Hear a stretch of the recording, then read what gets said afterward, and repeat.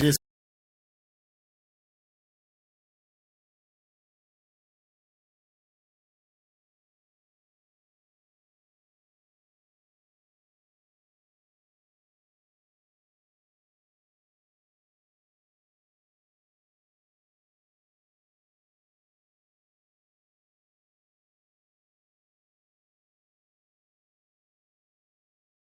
hat prices out there. pet. Find a funny looking one. I see. This, I didn't do it. This, I didn't do this it. is why. I didn't do it. This is why. Hey, Maya, before we go, can I give a quick shout out to Aleda Robles and her catering company? She caters the best tacos and Mexican food and pozole and everything. Like okay, it is. I'm gonna need some type of. She's gonna bring it. Y'all just about to say, She's Because gonna. I gotta verify that this is no, good. No. I'm telling you. I am telling you. This girl. I promise you, I would not be saying this if this was not true. I have been like she used to work with me, and everybody we would have like a potluck. Okay, I would bring an oven and fresh vegetables to be at her desk, and it was like awesome. So shout out, her name is Aleda Robles. Check her out on Facebook. She's pretty cool because she actually look her up and she's like, listen to the Maya Akai show. Yes. She like posted it and everything. She's really my comadre, so she's my friend. But I'm telling you, awesome food. She caters. Aleda Robles. Look her Aleda, up. I need to experience your tacos. Some samples. We need some samples. So bring them in. Can I come back when? Yes, we'll let you know. The tacos are I don't have to come in. I'm just gonna grab something and leave. What you got, Rob? It's not. That's not Yaya's. Where'd you get that from? Okay, you know what? I'm thinking about you. So Aleda Robles, look her up. She'll hook you up on Facebook. There you go. Look her up. She'll hook you Okay. up. There you go. I'm waiting, because the taco thing is the taco real. Wait, are they on a truck? Oh, don't. Yes, she has the cart and everything. It's amazing. Wait, she got the cart? Yes. Oh, it's on. Yes. It's on popping. It's on a pop because it's the cart. The cart is no punk. No punk. Right. Yes. If you think the truck is the bomb, the cart. Yeah, the cart. Yeah. It's good stuff. Yeah. All right, so we are in the food for thought section of the show. We talk about those topics or stories that are out there that kind of require you kind of think about, is there any real validity to it, or is it just another person talking out the side of their neck? Mm-hmm. So Kevin Jackson was on with Martha McCallum on Fox News last Wednesday, and he is a conservative talk show host, I want to say out of St. Louis, if I remember correctly. Area, I think. St. Louis area, somewhere in that area. And obviously this is all in conjunction with talking about the Charleston, South Carolina situation, Confederate flag, all that kind of stuff. So he's on talking with Martha McCallum about this.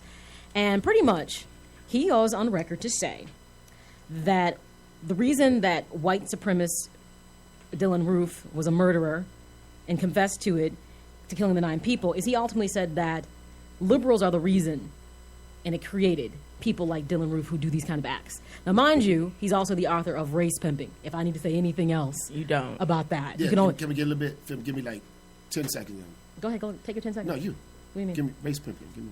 About his book? Yeah. I mean, it gets into it's really heavily focused on the liberal agenda, and pretty much about spoon filling people and how when you he kind of pretty much says affirmative action is really the backdrop behind all the issues that you have in this country. When you make exceptions like that to the rule, it tends to fuel the fire and make people behave or become angry, and anger turns into these types of actions of likes of Dylan Roof. In short, Color the mouse's mouth. Go ahead. And he happens to be African I'm like, American. Pat Price is going to explode right now. No, I can't. I can't do anything aggressive or threatening. Right, because we did say that we had you collared today.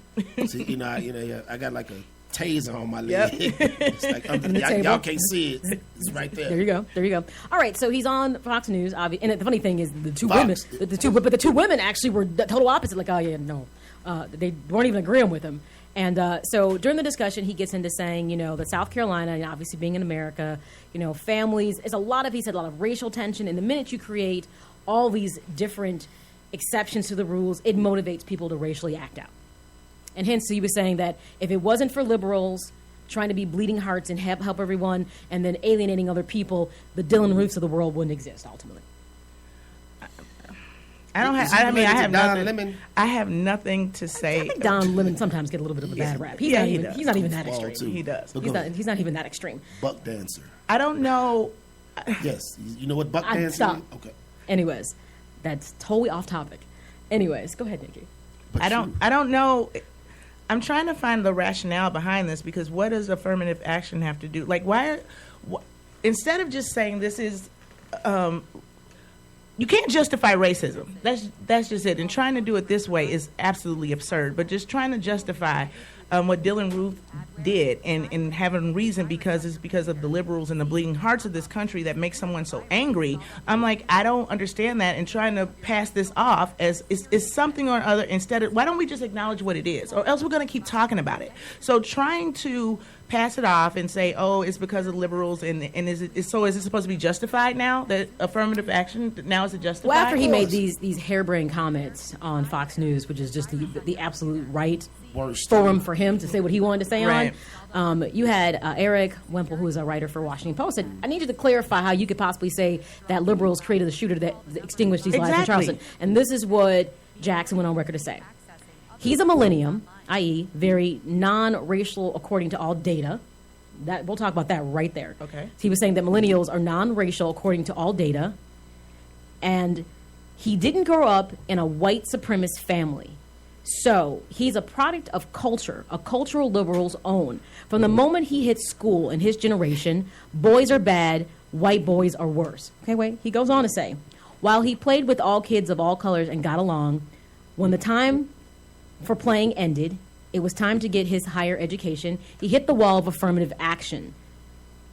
That's when it was time to get a job, and it was affirmative action. So he pretty much said, according to Jackson, that he was forced, Dylan Roof, to take medication to deal with his liberal-created psychosis, is what he went on record to say when the Washington Post asked him to explain why you would even begin to say that liberals created this person, this monster who goes into a church, who he sat there and thought for a while that they were actually okay people, but still went through with his plan. Right. And that was his response. What did Dylan, I'm trying to figure out, what did affirmative action